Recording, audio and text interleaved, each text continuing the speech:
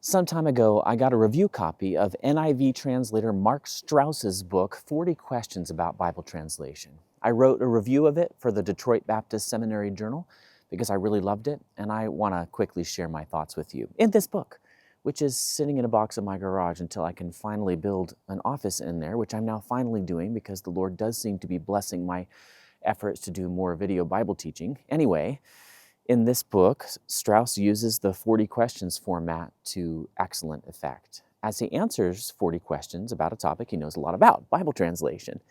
If you're ready for a deeper dive on this topic but don't feel up for academic tomes, this is a great place to go. In the first of 6 parts in his book, Strauss covers the necessity, goals, and methods of Bible translation, focusing especially on the strengths and weaknesses of formal equivalence translations and of functional equivalence translations.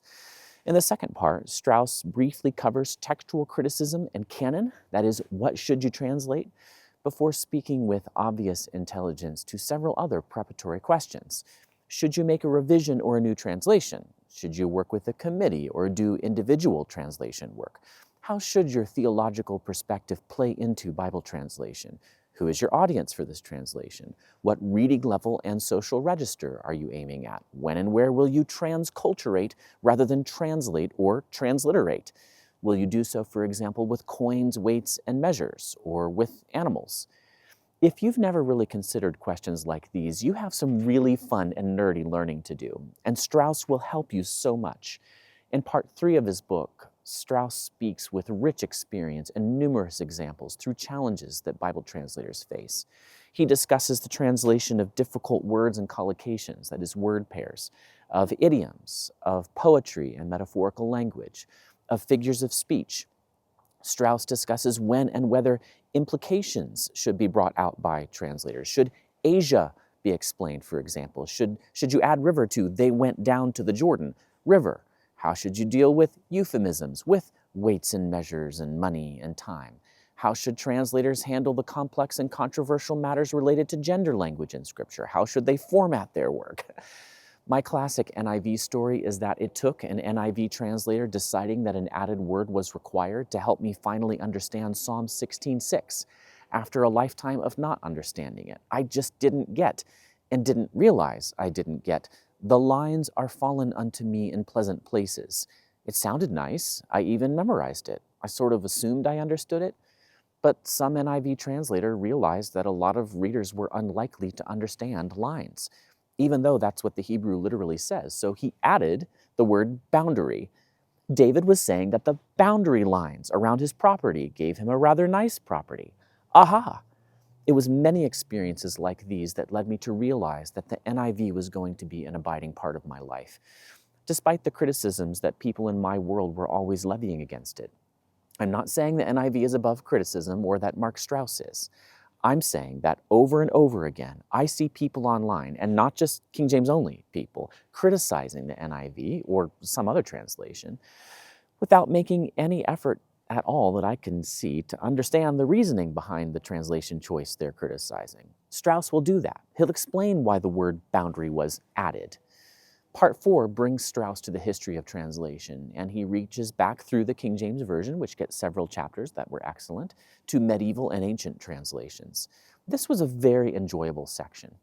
In Part 5, Strauss discusses contemporary English translations, summarizing the character and the history of some of the popular formal, functional, and he calls mediating versions. This discussion ranges as far as the Message, the Cotton Patch version, the Voice, and the Black Bible Chronicles. Part 6 answers basic questions about international Bible translation, including discussion of major Bible versions available today and languages that still lack Bibles. Question 40 brings up the still hot topic of Muslim idiom translations that I do hope to tackle on this channel. Okay, so I'm up on a mountain. It's called Little Mountain here in Mount Vernon, and you can see back behind me mostly what you're seeing, I think, is Burlington, and then there is a valley that opens up into the mountains towards Cedro Woolley. You can kind of see out that direction, and I thought maybe, just maybe, I could get to the quiet. And guess what I hear up here? Those of you who watched my recent video on John 1:18, monogenes in the ESV 2025, I hear the train very loudly. I don't know if you'll actually hear it on the microphone that I've got right here, But because it's going all the way through the valley, I don't know how long I'll have to wait to get through it. But I will say that when I showed the train the last time, I got so many comments that I guess I just need to mention it here. I just don't know that I can show it because I don't have my telephoto lens. But it's down there. You can kind of see the flat land. You know what? I'm just going to take you with me. Will you come with me? I don't do a lot of vlogging here on this channel. But this time I'm going to. Okay, I just love this place that I live in. Down there, can you see? I don't know, am I in the way?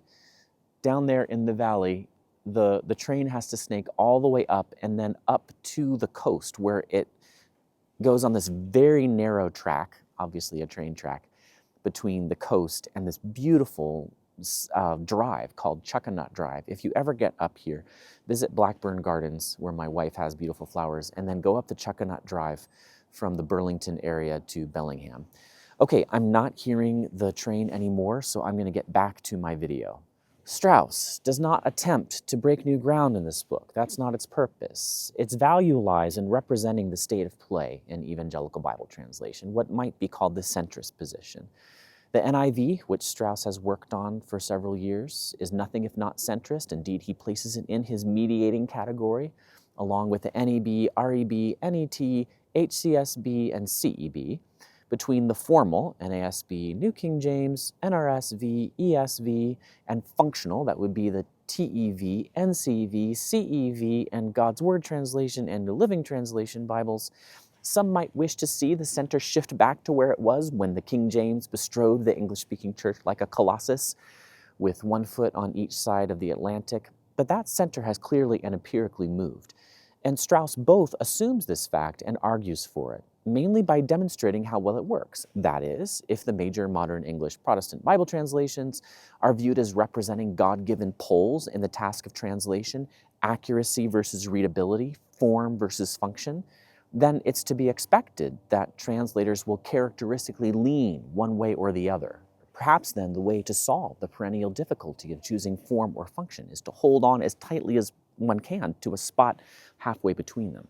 Indeed, in a world in which it can sometimes feel like one must choose between team formal and team functional, it's refreshing and even a little bracing to hear an NIV translator list strengths for formal translations and weaknesses for functional ones. If I can pick one major significant strength of Strauss's book, it's that he's disarmingly self-critical. He favors his own New International Version, but he's not at all blind to the perennial criticisms that it's faced, mostly for being too interpretive. He's clearly thought through these criticisms carefully. He's listened, and he's able to see some truth in them. The ring of truth in disputed matters is, I think, with the person who is able to see weaknesses in his own position. And I note that at least one very conservative Bible translator, my friend Aaron Shryock, who's been affiliated with the Tyndale Center for Bible Translation at the Master's Seminary, and who's actually appeared in a really great conversation on this channel, he's written a positive review of Strauss's book. If I've got to point to a weakness in Strauss's book, it's one with which I'm sympathetic, and one which I believe would have been very difficult to avoid. There's some audible frustration in his tone when he works through the inclusive language debate. Strauss is too personally invested in this controversy to speak dispassionately. He was very much a participant in the dispute. And now, a few decades after its apogee in 1997, Strauss seems to sigh a little bit as he writes. He wrote, "Many of those who 20 years ago were vehemently attacking the revisers of the NIV for their use of gender-inclusive language are now adopting this same language in their own versions. This would seem to provide a measure of vindication for those who insisted, like Strauss, all along, that the goal was to achieve gender accuracy, not gender neutrality. The gender inclusivity controversy has died down, though it's clearly not dead yet and might reignite at any moment. Complementarians such as Strauss are not united around the center that Strauss proposes. Perhaps, again, it would be impossible to write about this matter in a merely academic and descriptive way. It would also make for a less interesting and valuable book." Mark Strauss's 40 Questions About Bible Translation combines the values of several different kinds of books. It speaks intelligently about the basic task of Bible translation. It offers efficient assessments of major evangelical English versions. It weighs in on current translation controversies. It teaches some important Bible translation history. Introductory texts, it seems to me, do not usually mention ancient Bible translations, such as the Coptic, Armenian, Georgian, and Slavonic. And Strauss's book manages all this within the enjoyable and sprightly structure of the 40 Questions series. Even those who are not persuaded by the now centrist view on gender language in Bible translation that Strauss has will find this to be an excellent text to assign for upper-class undergraduates and early seminary students. It's difficult to imagine a better introduction to the field of Bible translation, at least for English speakers. Let me add a quick postscript. If this book by Strauss sounds like it's actually a little much for you, I did endorse my good friend Tim Wildsmith's book, Bible Translations for Everyone, A Guide to Finding a Bible That's Right for You. It's shorter than Strauss's book by a lot, and it's written in a more beginner-friendly way. And it accomplishes a broadly similar goal of helping Christians understand why multiple Bible translations exist and how they can be helpful. That's a skill very much worth having. I'm not sponsored by Kriegel Academic or Zondervan, Tim Wildsmith's publisher, in this video. I'm just telling you what I found to be good.